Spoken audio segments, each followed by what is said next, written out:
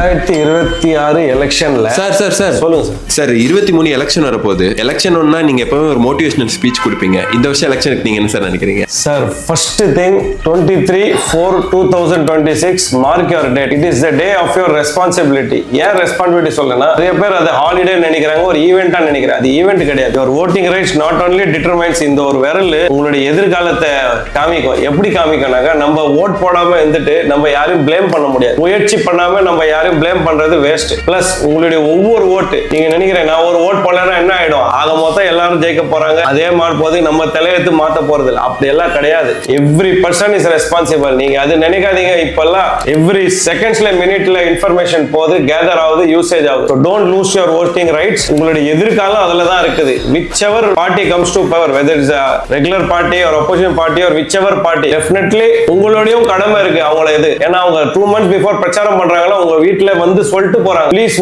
Vote.